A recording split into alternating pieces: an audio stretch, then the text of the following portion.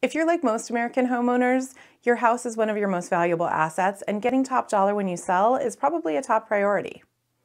The good news is that making smart updates and keeping up with maintenance are both proven ways to add value to your home.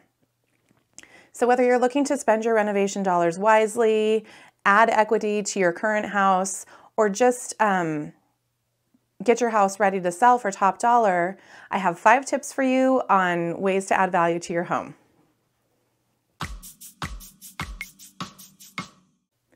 Hi, I'm Heather Matthias with Haven Real Estate Group here in Spokane, Washington, and today I'm excited to share with you 5 tips on how to increase the value of your home.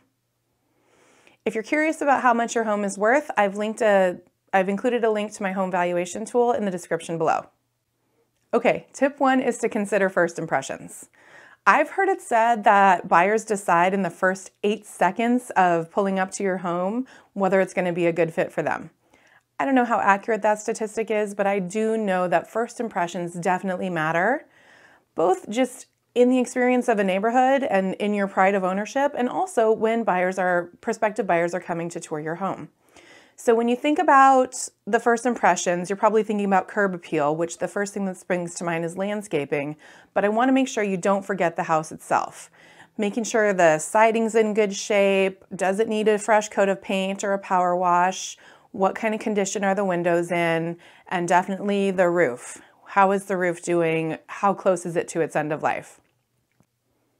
What I want to suggest that you do is pull into your house for the first time, like you're seeing it for the first time, and just consider what kind of impression does it make. Is it easy to get to the walkway? Are there things in the way that need to be removed? Is the deferred landscaping that needs to be addressed? Landscaping is something I also want to point out that a lot of homeowners tend to go overboard in. They hear curb appeal sells a house and they just go bananas. Depending on where you're at in the market and kind of what your home value is, should dictate how much you invest in a project like this. So if you have a huge project that you want to take on, you want to make sure you don't exceed like 5 to maximum 10% of your home's overall value, because the higher you go, the less return you're going to see, generally. All right, tip 2 is to make strategic renovations. After you've addressed the exterior, kitchens and bathrooms tend to be the first thing that buyers notice when they're outdated. So these are great places to spend some renovation dollars and see a good return. Now, this doesn't mean you blow the budget. This is going to be a recurring theme in this video. This is not a time to blow the budget. Take a look around at what's selling in your neighborhood and kind of look through the photos, go through a couple open houses if that's something that's going on in your market, and look at what kinds of finishes are trending right now in homes that are selling. This will help you know kind of, do you need to go with custom cabinetry? Can you get away with just painting your existing cabinets? Do you need to switch up to solid surface countertops or maybe just refresh your existing laminate?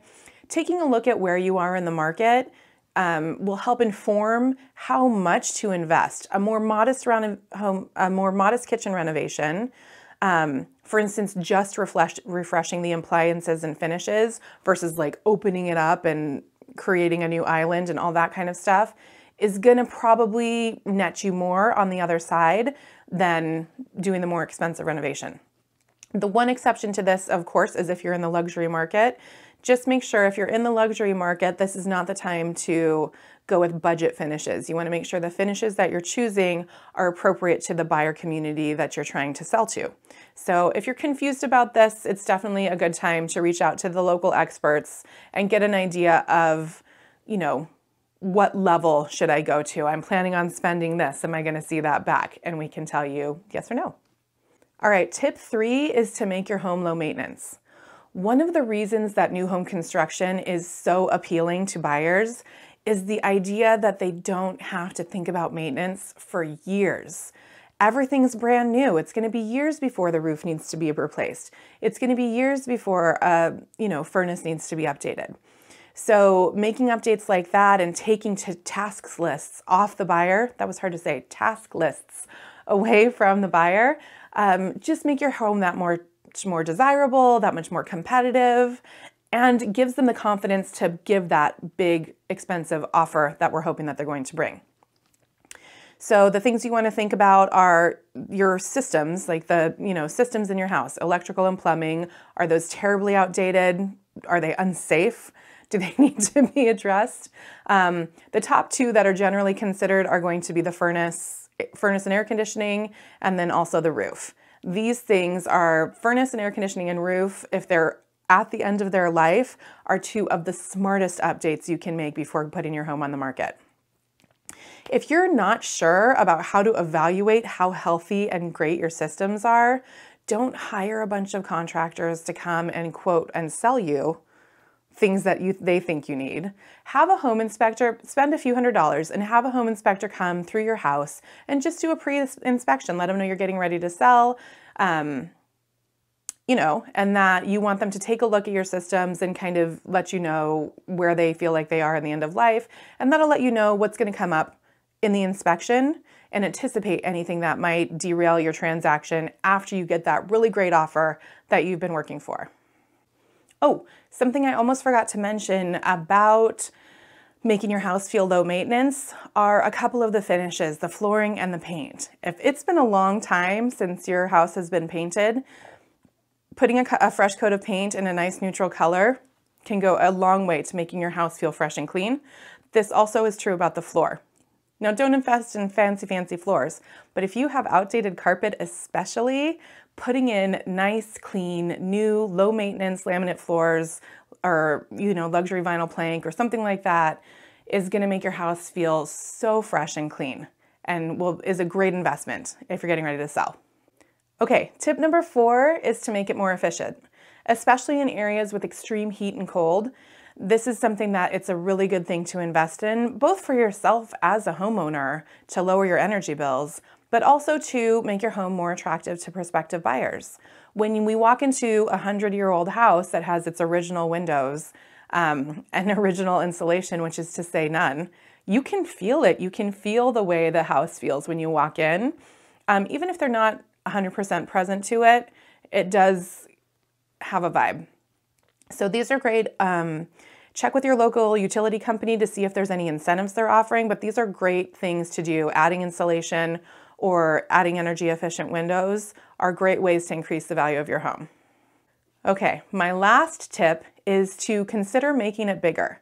This doesn't always mean building out. Lots of us here in Spokane have unfinished basements, and doing a little renovation project down there to add to either the bedroom or the bathroom count are great ways to add value to your home. When an appraiser comes through, they're thinking about math. They don't really care how cute your kitchen is. They care about square footage, finished square footage, age of systems, and then bedroom and bathroom counts. Those are the things that are one of the easiest ways to add money to your house. So consider putting egress windows down. Even if your basement's already finished, if it was finished in the 50s, there's some stuff you can do. Think about adding egress windows. Think about enclosing a couple rooms to make some bedrooms down there, and definitely think about adding a bathroom down there.